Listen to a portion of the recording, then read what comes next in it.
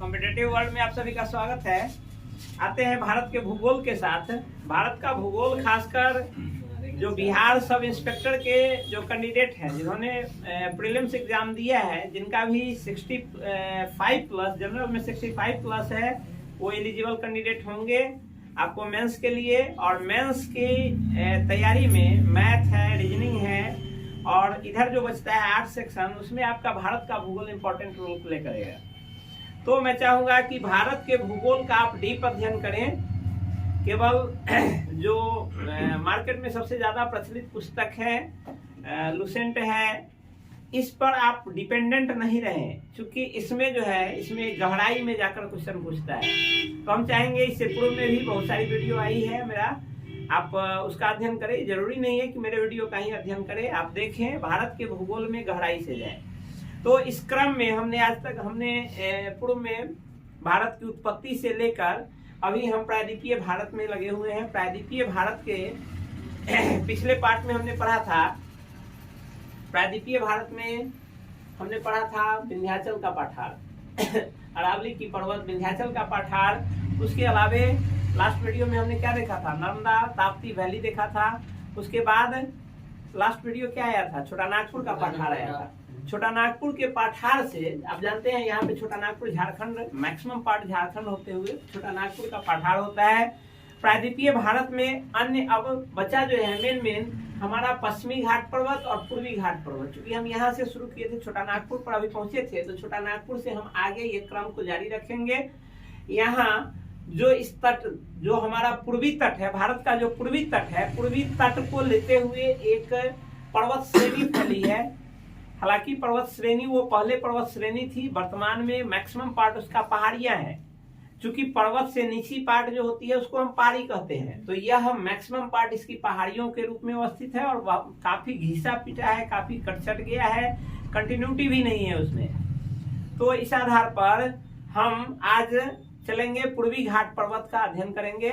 पूर्वी घाट पर्वत में देखते हैं कि यह जो पूर्वी भाग है हमारा कोरमंडल तट, कोरमंडल तट के लगभग समानांतर ही यहाँ से यहाँ तक ये पर्वत फैली है। और इधर पश्चिमी घाट में भी हमारा ये पर्वत फैला हुआ है। इस दोनों के बीच में यहाँ पर नीलगिरी की पहाड़ी है।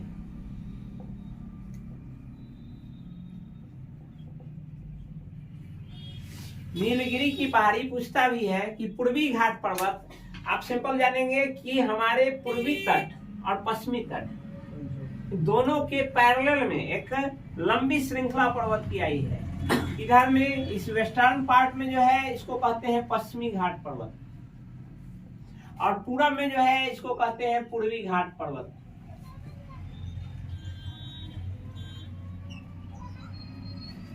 हालांकि यह जरूरी नहीं है, जैसे हमने हिमालय का भी अध्ययन किया था उस समय भी देखा था, हालांकि पूरे को हम हिमालय कह देते हैं कि यहाँ से और डायरेक्ट यहाँ तक आया हुआ है। लेकिन क्या ऐसा नहीं है कि वो कंटिन्यू है, रेलवे लाइन नहीं है कि वो कंटिन्यू बिछा होगा तभी रेलगाड़ी जाएगी, वो बीच बीच में बहुत सारे टुकड़ों में बटी होती है।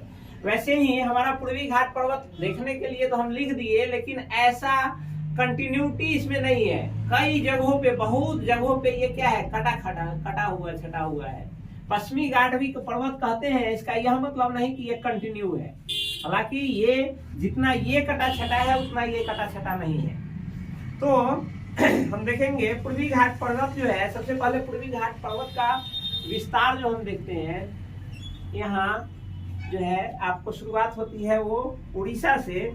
इस साइडे हम देखते हैं, यहाँ से यदि नीचे की ओर चले तो भारत के कौन कौन राज्य होंगे। यहाँ पे उड़ीसा है, पश्चिम बंगाल ऊपर यहाँ से इधर पड़ जाता है, पश्चिम बंगाल तक ये नहीं जाता है। ये जहाँ से आपकी शुरू होती है पूर्वी घाट पर्वत, ये मेघासिनी की पहाड़ी कहते हैं इसको।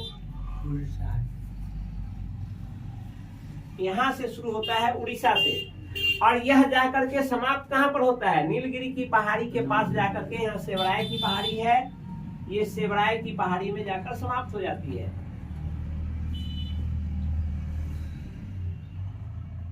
तलावेश्वर से देखिए सेवराय की पहाड़ी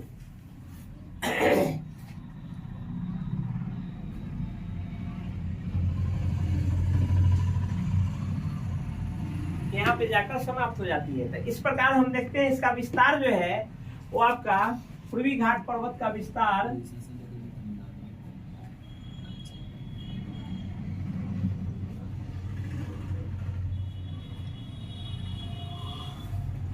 यह आपका यदि राज्य के रूप में ले हम तो यह शुरू होता है आपको ओडिशा से, आगे बढ़ते हुए जाता है। ओडिशा के बाद कौन सा राज्य है? आंध्र प्रदेश। आंध्र प्रदेश और थोड़ा सा पार्ट इधर, ये चूंकि ये तो रेलवे लाइन है नहीं जो सीधे में बढ़ेगी, ये पहाड़ी है तो ऐसे ऐसे भी बढ़ती है। तो इस तरह यहाँ जाकर के ये थोड़ा सा पार्ट पकड़ लेता है किसका? तेलंगाना का। प्लस आगे बढ़ते हुए जाती है, ये कहाँ आती है? तमिलनाडु।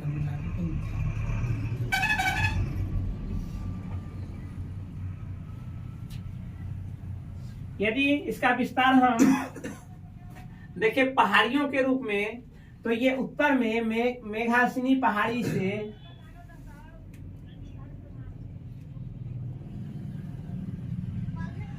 से लेकर दक्षिण में सेवराय पहाड़ी के बीच फैला है।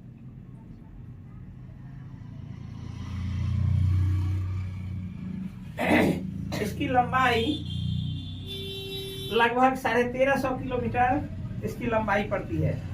उत्तर से दक्षिण की ओर यदि हम जाएंगे तो इसकी ऊंचाई लगभग 1350 किलोमीटर है। इसकी लंबाई लगभग 1350 किलोमीटर है।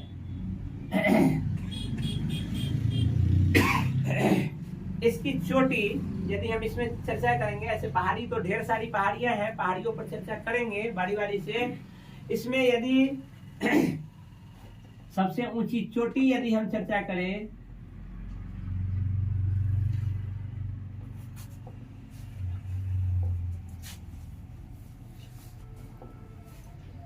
तो ये आपको जिंदगढ़ा, ये आपको पड़ता है विशाखापत्तनम के पास। जिंदगढ़ा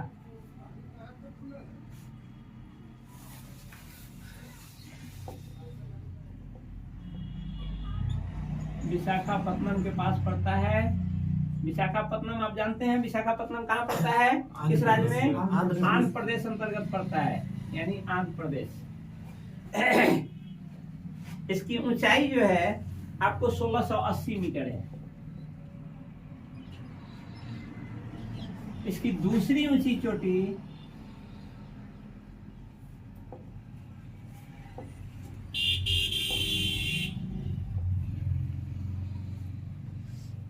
महेंद्रगिरी है।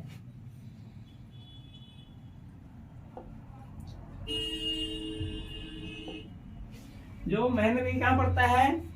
उड़ीसा राज्य अंतर्गत पड़ता है। महेंद्रगिरी लिख लीजिए बगल में। महेंद्रगिरी जो है वो उड़ीसा राज्य अंतर्गत है, जिसकी ऊंचाई 1501 मीटर पड़ती है। ये आपको उड़ीसा अंतर्गत पड़ती है। आपने इसे पूर्व में पढ़ा है, विश्व की पूछती है। ये एक बलित, लिख लीजिए, यह एक बलित पर्वत है।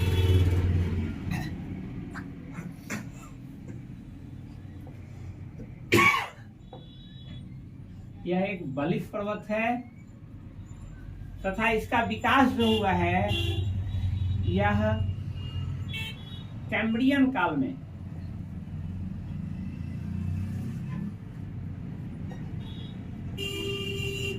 निर्मित है। इसका विकास जो हुआ है कैम्ब्रियन काल में हुआ है।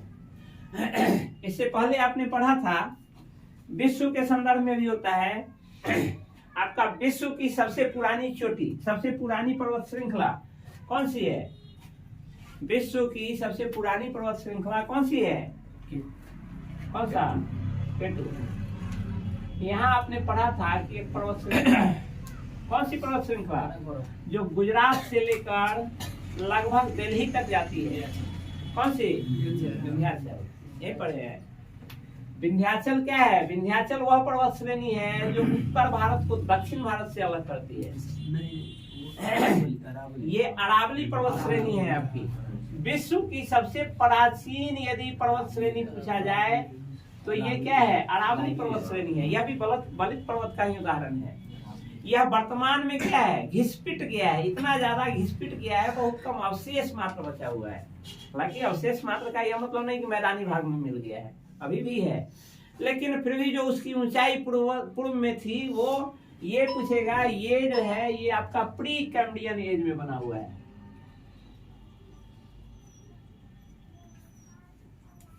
प्री कैम्ब्रियन काल में अरावली बना है। उसके बाद में बना है आपका ये पूर्वी घाट पर्वत। यदि पूछे भारत का सबसे प्राचीन पर्वत तो कौन होगा? अरावली पर्वत श्रृंखला। अरावली पर्वतमाला जो है भारत की सबसे प्राचीन पर्वत श्रेणी है। लेकिन आजकल क्या करता है, ट्रेंड बदल दिया है, जो वो तो सब लोग जान गए हैं। तो आजकल जो क्वेश्चन पूछता है वो क्या करता है, पूछेगा इनमें से कौन भारत की सबसे पुरानी पर्वत श्रृंखला है, और ऑप्शन देखिएगा उसमें आपका अरावली श्रेणी गायब रहेगा। तो आपका यह जो है ये पूर्वी घाट पर्वत जो है यह द्वितीय सबसे पुरानी पर्वत श्रृंखला है। तो आप याद रखेंगे सबसे पुरानी अरावली, और उसके बाद जो भारत में पर्वत श्रृंखला निर्मित हुआ है वो पूर्वी घाट पर्वत है। तो यह दूसरी सबसे पुरानी पर्वत श्रृंखला है।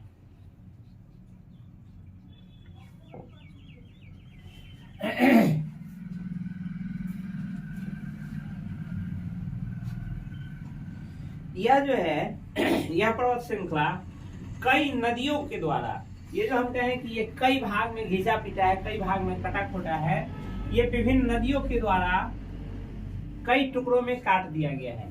इसके यहाँ पर सबसे उत्तरी भाग में यहाँ बहती है महानदी,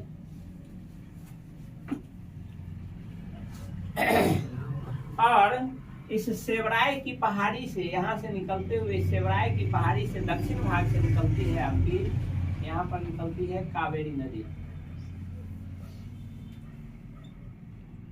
कावेरी नदी, इसका विस्तार जो आपने लिखा है सेवराय की पहाड़ी मेघासिन से लेकर सेवराय की पहाड़ी तक है। यदि नदी भाग में इसका विस्तार पूछे कि किन दो नदियों के बीच ही स्थित है, ऐसे दो नदियों का कहने का मतलब ये नहीं कि यहाँ से यहाँ तक दो ही नदी है, नदियां तो बहुत सारी है, लेकिन ये जिन दो नदियों के बीच स्थित है वो है आपका महानदी से लेकर और कावेरी नदी के बीच स्थित है।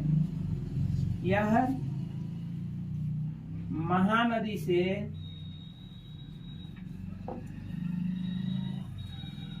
कावेरी नदी के बीच फैली लंबी श्रृंखला है।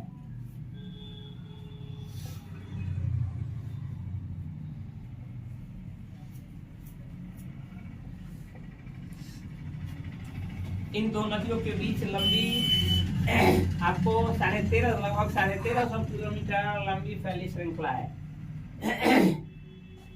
जल्दी नोट करिए तो फिर हम आगे बढ़ेंगे। स्टॉप करिए तब तक, नोट करिए जल्दी तो फिर आगे बढ़े। चलिए नेक्स्ट है इसमें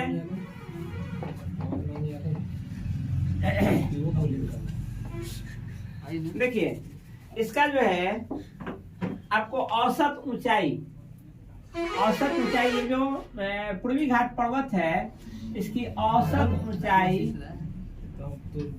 650 मीटर है। आप दो सर्वोच्च चोटी के बारे में तो जाने ही कि दो सबसे ऊंची चोटी कौन सी है, जिंदगढ़ है जो 1680 मीटर है। सेकेंड ऊंची चोटी 1501 मीटर है जिसका नाम महेंद्रगिरी पर्वत है, महेंद्रगिरी चोटी कहते हैं। और यह मलयागिरी पर्वत का भाग है, यह मलयागिरी जो आपका पहाड़िया है उसका भाग है। लेकिन औसत ऊंचाई, औसत का मतलब ओवरऑल को यदि हम जोड़ करके और भाग दे दें ओवरऑल एरिया से, तो वो जो औसत ऊंचाई निकलता है वो आपका 650 मीटर है। देखते हैं इस महेंद्रगिरी पूर्वी घाट पर्वत में जो है किस किस तरह की चट्टानें हैं उसका ये देखते हैं हम। इसमें जो है आपको ग्रेनाइट है, नीस है, शिस्ट है। इसकी चट्टानें जो है इससे ग्रेनाइट, नीस, शिस्ट, साथ ही कुडप्पा। आप देखते हैं भारत की मैक्सिमम जो कोयला खदानें हैं वो कहाँ है? छोटा नागपुर स्थित, छोटा नागपुर की पहाड़ियों के अंतर्गत स्थित है। वहाँ दामोदर वैली जो है, दामोदर वैली अंतर्गत मैक्सिमम पार्ट है। लेकिन इसके अलावे अन्य जो आपकी महानदी बेसिन है, गोदावरी बेसिन है, इन सब में भी कोयला की खदानें हैं। जो ये कोयला खदान खोजना चाहिए, ये कोयला खदानें इसके अंतर्गत स्थित है।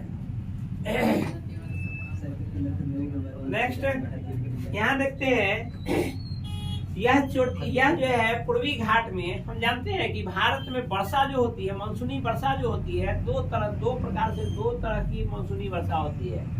एक दक्षिण पश्चिम मानसून के कारण हमारे यहाँ वर्षा होती है, और रेस्ट जो है ये बंगाल की खाड़ी से जो आपकी ये वर्षा होती है यहाँ पे। तो हम देखते हैं चूंकि पूर्वी मानसून चला तो उसके बीच में अवरोध होगा तो बारिश होगी। तो हम देख रहे हैं कि यहाँ क्या है, पूर्वी घाट पर्वत है, और पूर्वी घाट पर्वत के कारण चूंकि ये बहुत पुराना है, तो बहुत पुराना होने के कारण यहाँ क्या हुआ है, ढेर सारी नदियां इस क्षेत्र से बहती है। हम देखते हैं कि पश्चिमी घाट पर्वत से भी निकलने वाली नदियां यहाँ आकर के बहती है, बंगाल की खाड़ी में ही आकर गिरती है मैक्सिमम नदियां। बस 4-5 नदियां हैं जो पश्चिम की तरफ जाती है, वो भी एक खास कारण से होती है। ये पूर्वी घाट पर्वत जो है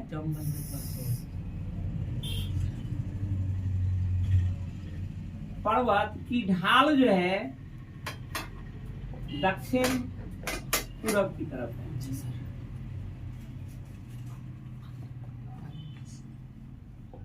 या हम कह सकते हैं संपूर्ण पूर्वी घाट पर्वत कहिए या संपूर्ण प्रायद्वीपीय भारत का कहिए। प्रायद्वीपीय भारत का ही ढाल किधर है, दक्षिण पूरब की तरफ है। हालांकि कुछ नदियां हैं जो पश्चिम की तरफ जाती है, जैसे पश्चिमी घाट पर्वत। पश्चिमी घाट पर्वत पढ़ेंगे तो डिटेल उसके बारे में पढ़ेंगे। पश्चिमी घाट पर्वत जो है, पश्चिमी घाट पर्वत की बनावट जो है लगभग 45 डिग्री है, यानी काफी ऊंचा है। तो हम यहाँ एक चीज और निकलता है कि पूर्वी घाट पर्वत जो है पर्वत आपके पश्चिमी घाट की अपेक्षा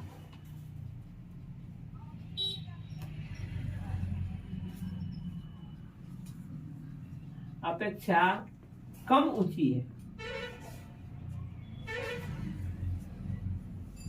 कम ऊंची है।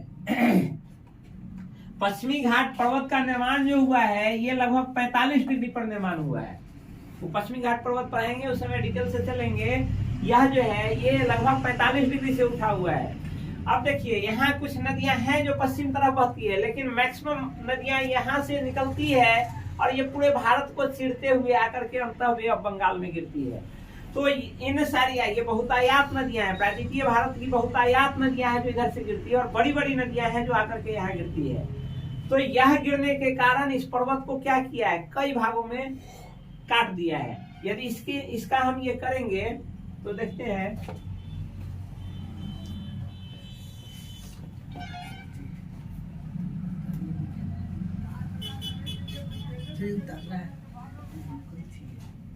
इसका चर्चा यदि हम करेंगे तो देखेंगे यह यदि प्लेन मैदान है, यह यदि समतल धरातल है, यहाँ पे क्या है अरब सागर है,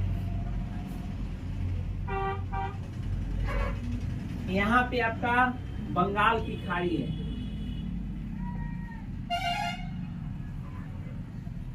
तो यहाँ से देखते हैं साइड में थोड़ा सा मैदानी भाग बचता है। उसके बाद क्या होता है, एक ऊंचा ढाल शुरू हो जाता है और ये पश्चिमी घाट पर्वत का निर्माण करता है। पश्चिमी घाट पर्वत का निर्माण करते हुए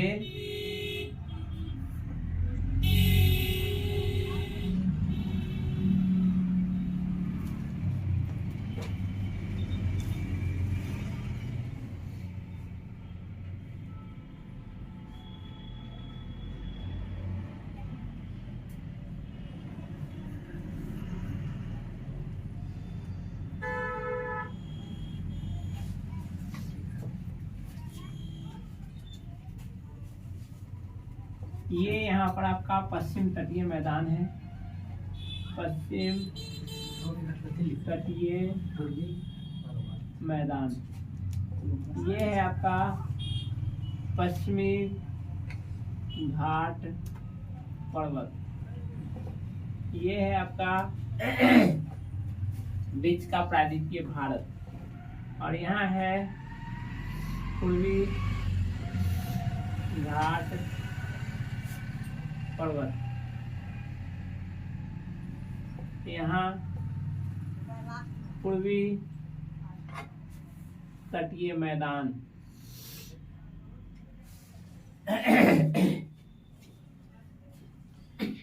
इस आधार पर हम देखते हैं कि यहाँ से लेकर के और यहाँ तक, ये देखिए ये पश्चिमी घाट पर्वत जो है एकाएक पश्चिम में जो है आपका पश्चिम तटीय मैदान बहुत छोटा है, बहुत कम चौड़ा है, लेकिन पूरब में पूर्वी तटीय मैदान जो है आपका ज्यादा चौड़ा बनाया है और इसके मुकाबले ये नीचा क्षेत्र भी है।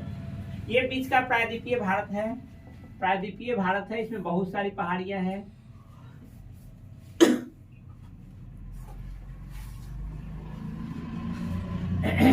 दक्षिण आप पूरब में जाएंगे तो यह जो तटीय मैदान है ये लंबा है और इसके बनिस्पत इसकी ऊंचाई भी कम है।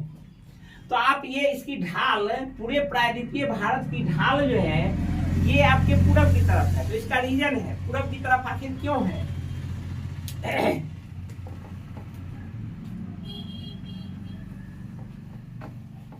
हम देखेंगे कि जब भारत का निर्माण हो रहा था तो भारत का निर्माण जो हुआ है लॉरेशिया के भारत का निर्माण जो हुआ है वो आपका कहां से टूट करके आया है, नीचे से दक्षिणी ध्रुव, दक्षिणी गोलार्ध से टूट करके आकर गोलार्ध में दक्षिणी भाग।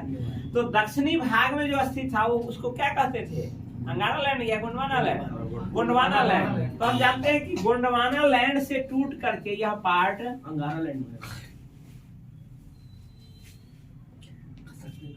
लगभग इस तरह का पार्ट यहाँ से टूट कर आया और दक्षिणी गोलार्ध से होते हुए यह यहाँ यूरेशियन प्लेट से आकर के टकरा गया है। टकराने के क्रम में क्या हुआ, कोई भी चीज टकराता है, यदि एक लंबा चौड़ा प्लेट आकर के ऐसे प्लेट टकराए तो आपस में जैसे ही धक्का होगा तो जो पार्ट कमजोर होगा वहां से क्या होता है, मुड़ जाता है। तो हमने पहले भी पढ़ाया था, पहले भी कहा था कि यहाँ पर एक क्या था, एक भ्रंशोथ था, यहाँ पर एक टूटा हुआ पार्ट था, इसमें गड्ढा गहरानुमा ऐसा पार्ट था। ये जैसे ही यहाँ से पहले से कटा हुआ पार्ट है, ये जैसे ही यहाँ टकराया तो ये पार्ट क्या हुआ, यहाँ से यह पार्ट नीचे धंस गया और यह पार्ट ऊपर चढ़ गया। यानी ये पूरा पार्ट क्या हुआ, ये पूरा पार्ट ऊंचा हो गया, ऐसे मुड़ गया। जैसे दो स्टील की परत यदि आपस में टकराए तो गाड़ी, जैसे दो गाड़ी टकराती है तो क्या होता है, बीच से ऐसे मुड़ जाता है। तो उसी तरह यह दक्षिणी भारत, प्रायद्वीपीय भारत जो है ये टकराने के कारण ये अपने जगह से उठ गया, जिसके कारण इन सारे चट्टानों, इन सारे भागों प्रायद्वीपीय भारत का निर्माण हुआ। और यह उठा तो कैसे, ऐसे उठ गया, हल्का, यानी पश्चिम की तरफ ज्यादा ऊंचा और पूरब की तरफ ऐसे नीचा हो गया, जिसके कारण इस संपूर्ण प्रायद्वीपीय भारत का ढाल किधर है, पूरब एवं दक्षिण की तरफ है, जिसके कारण पश्चिमी भारत से भी जो नदियां निकलती है, पश्चिमी घाट से भी जो नदियां निकलती है वो भी आकर के यहाँ, हाँ अब बिल्कुल जो छोर पर निकलेगी तो ये इधर जाकर के कम दूरी है अरब सागर में, लेकिन वो छोटी छोटी नदियां हैं। अधिकांश नदियां, बड़ी बड़ी नदियां इधर आकर के गिरती है। यहाँ पर दो भ्रंशोत घाटी के बारे में हमने नर्मदा ताप्ती वैली पढ़ी थी, उस समय भी देखा था कि दो भ्रंशोत नदियां निकलती है बीच से और इधर आकर के गिरती है। ये दो खास कारण से गिरती है। खास कारण क्या है कि ये बीच से जो कटा हुआ भाग था वो गड्ढानुमा भाग था शुरू से, तो इस बीच में जो नदियां बही वो आकर के यहाँ नर्मदा और ताप्ती दो नदी खास करके बड़ी नदियां इधर आकर के अरब सागर में गिरती है। बावजूद उसके अलावे भी है, लूनी है, साबरमती है, नर्मदा है, ताप्ती है, ये सब नदियां इधर आकर के गिरती है।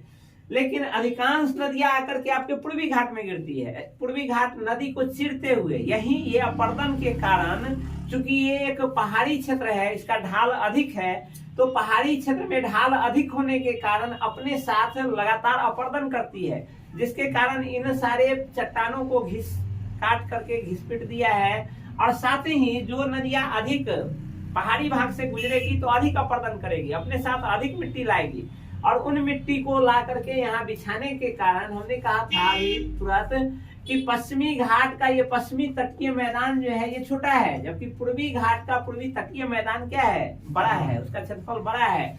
चूंकि ये लंबे दूरी से और बहुत सारी नदियां आती है, तो नदियां अपने साथ अपर्दन कर मिट्टी लाती है, जिसके कारण इधर का जो मैदानी भाग जो विस्तृत हुआ है वो लंबा चौड़ा विस्तृत हुआ है। अब आते हैं, ये आप समझ गए होंगे, तो आते हैं यहाँ देखते हैं कि यहाँ जो पूर्वी ये बंगाल की खाड़ी से जो मानसूनी हवा उठती है, वह मानसूनी हवा यहाँ पर इन पर्वत श्रेणी के अवरोध के कारण अच्छी खासी वर्षा करती है, वर्षा कराती है, जिसके कारण यहाँ अधिकांश भाग में तो पर्णपाती वन है। इसके अधिकांश भाग में यहाँ जो है इस बंगाल की खाड़ी से इस पर्वत श्रेणी के भाग में बंगाल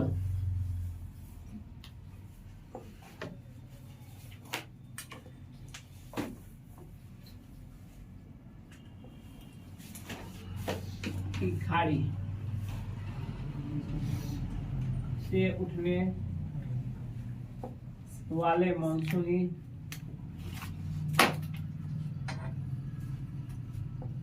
हवा से लगभग 100 से 150 सेंटीमीटर वर्षा होती है, जिसके कारण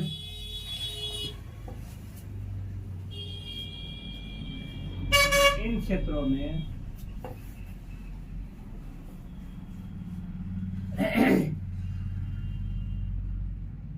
अच्छी वन पाई जाती है, वन का विकास हुआ है।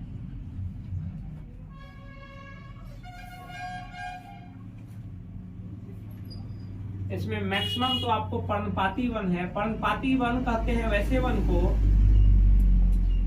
जो साल में एक बार अपना पत्ता गिरा देती है, उसको पर्णपाती। पर्ण मतलब क्या, पत्ता, पाती मतलब पत्ता गिरना। पतझड़ के मौसम में वो अपना पत्ता क्या करती है, गिरा देती है। लेकिन कुछ भाग ऐसा भी है, यहाँ पर कुछ पार्ट है जहाँ सदाबहार वन का भी विकास हुआ है। सदाबहार वन का भी विकास हुआ है। इन वनों के कारण इन क्षेत्र में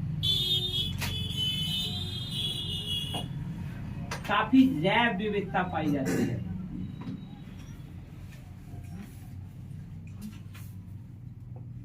जैव विविधता, जैव विविधता का मतलब होता है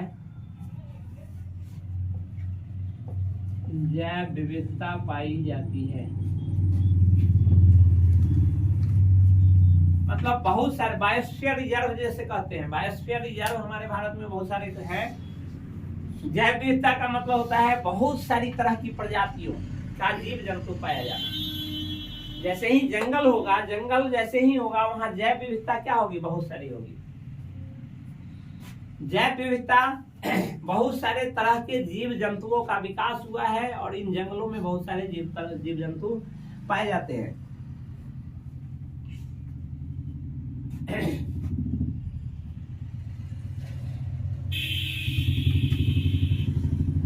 आते हैं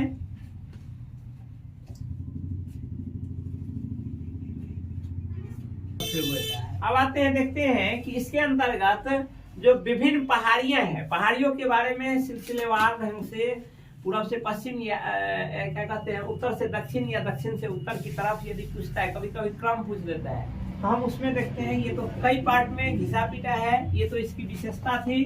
अब इसमें जो विभिन्न पहाड़ियां हैं हम उसके बारे में चर्चा करेंगे कि कौन कौन पहाड़ी इसके अंतर्गत पड़ती है, उसकी क्या विशेषता है, वो किस राज्य में है, उसके बीच से कौन सी नदी बहती है, ये सब हमको जानना है। एक बार फिर से इसको बनाते हैं।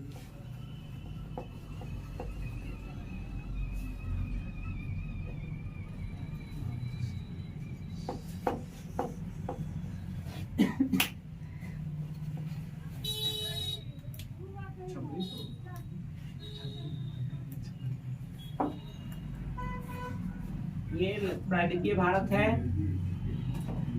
हमने कहा था कि ये दो नदी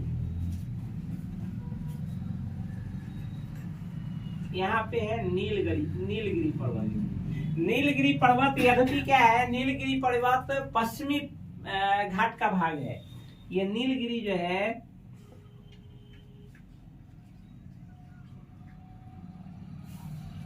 ये नीलगिरी पर्वत पश्चिमी घाट का पर्वत भाग है।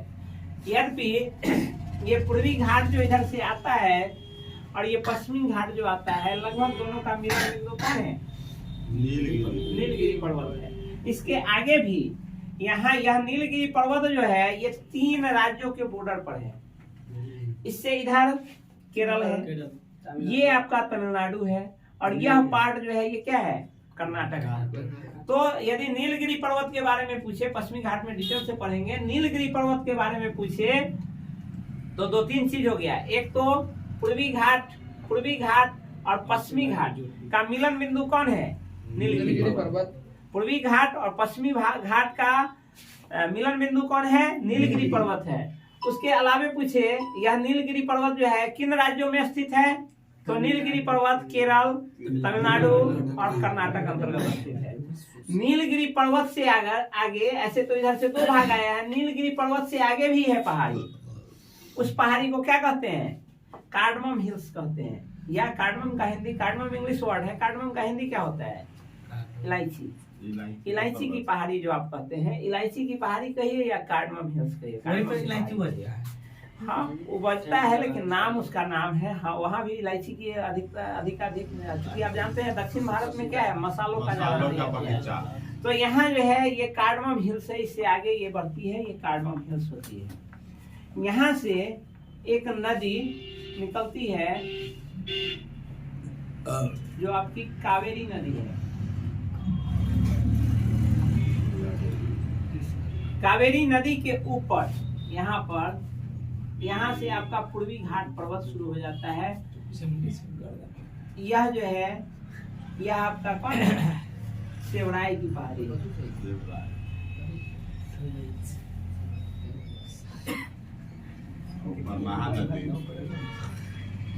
सेवराई की पहाड़ी है जो कहाँ पड़ता है? जो तमिलनाडु अंतर्गत पड़ता है, सेवराई की पहाड़ी। अब यहाँ से बढ़ते हुए पूर्वी घाट पर्वत जो है ऐसे बढ़ते हुए यहाँ तक आ जाती है। कहाँ? उड़ीसा तक। उड़ीसा में आपका है यहाँ पे महानदी। महानदी कहने का यह मतलब हुआ, महानदी बेसिन से मतलब होता है। महानदी का यह मतलब नहीं कि पर्वत जो है नदी के इधर है, इधर नहीं है, इधर भी है, इधर भी है। आपका हमने जब विभाजन किया था इसका, जब पहाड़ी के आधार पर विभाजन किया था, तो हमने इस पार्ट को क्या कहा था? सबसे उत्तरी पार्ट जो है इसका पूर्वी घाट का, ये क्या कहा था? मियासिनी, मेघासिनी पहाड़ी। मेघासिनी पहाड़ी, मेघासिनी पहाड़ी। ये महानदी हम इसलिए कह देते हैं क्योंकि इस नदी के जस्ट बाद में, ये नदी बेसिन से, किसी भी नदी का जो शुरुआत माना जाता है और नदी बेसिन से माना जाता है, यानी किन किन क्षेत्रों के पानी इसको प्राप्त होता है उससे। तो जस्ट इसके बगल में ही है आपका मेघासिनी पहाड़ी। मेघासिनी पहाड़ी से शुरू होकर और ये सेवराई पहाड़ी के अंतर्गत आता है, जो ये तमिलनाडु क्षेत्र है और ये आपका उड़ीसा है। इन बीच में बहुत सारी पहाड़ियां हैं जो क्रम से हम देखते हैं। तो यहाँ आपका पूर्वी घाट, मेघासनी के बाद है मलयागिरी है, यहाँ पर है आपका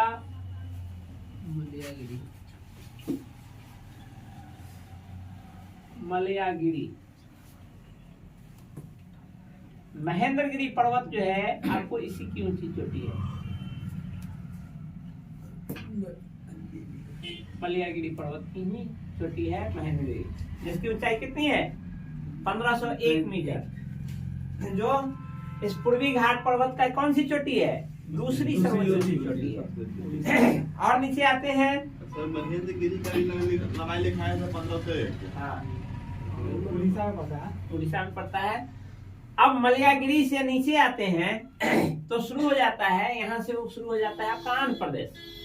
आंध्र प्रदेश में दो नदी है जहां से ये क्या कहते हैं, इस बीच में ये बिल्कुल है ही नहीं, आपका पूर्वी घाट पर्वत उस बीच में नहीं पड़ती है।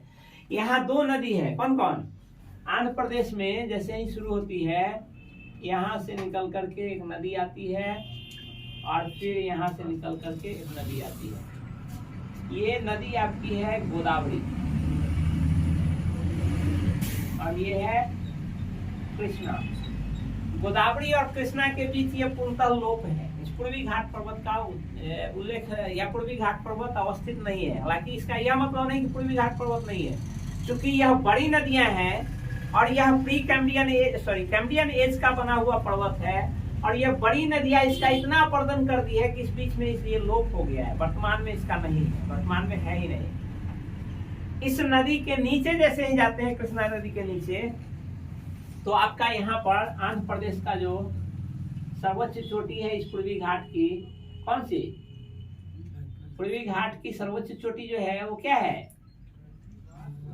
भूल गया ना सर, विशाखापट्टनम विशाखापट्टनम। ये इसके नीचे आपका हो गया जिंदगढ़ा।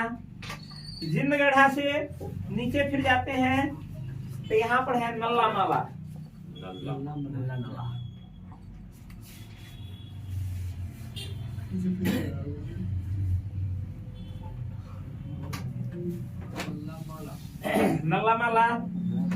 नल्ला माला से जैसे ही ऊपर बढ़ते हैं यहाँ पर है बेलिकोंडा।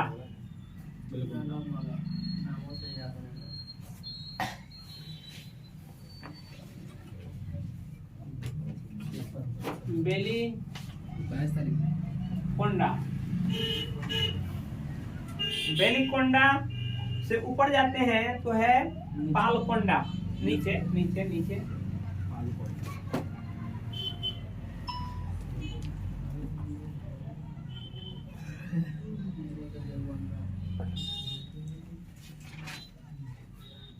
पालकोंडा।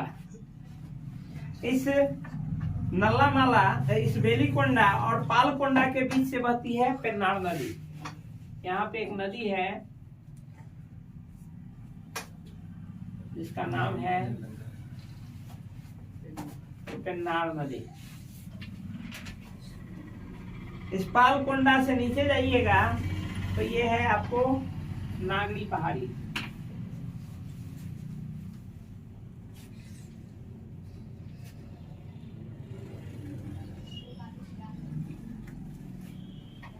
नागरी पहाड़ी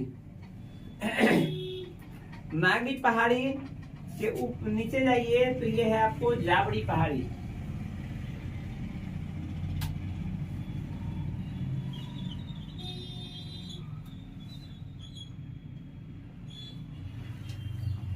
जाबड़ी पहाड़ी। इस नागरी पहाड़ी और जाबड़ी पहाड़ी के बीच से बहती है पलार नदी।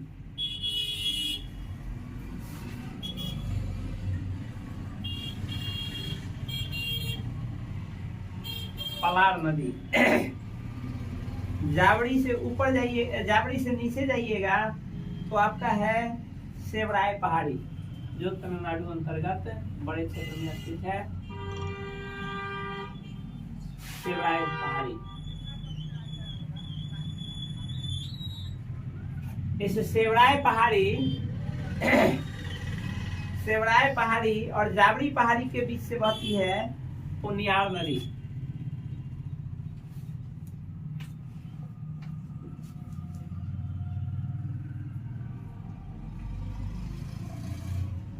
पुन्यार नदी इस तरह से ये इन पर्वत श्रेणियों के रूप में विकसित है। इसमें से पूछ देता है, नदी का नाम दे देगा, पूछ देगा कि ये पूर्वी घाट की किन 2 पर्वत श्रेणियों के बीच है या 2 पर्वत श्रेणी दे देगा, 4 पर्वत श्रेणी दे देगा, कहेगा इसको क्रम से सजाइए, उत्तर से दक्षिण, दक्षिण से उत्तर।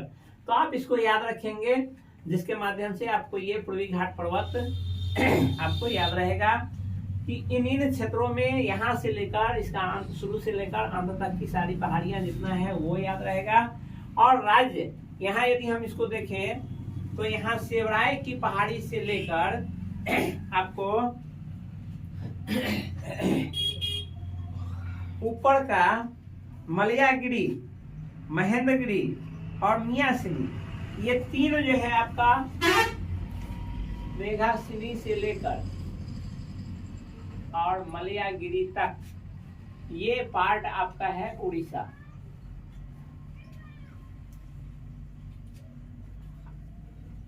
यहाँ गोदावरी से लेकर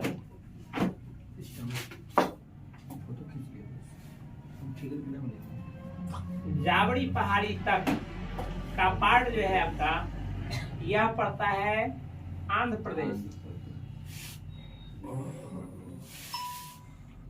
और इसके नीचे जो पार्ट है ये आपका पड़ता है तमिलनाडु।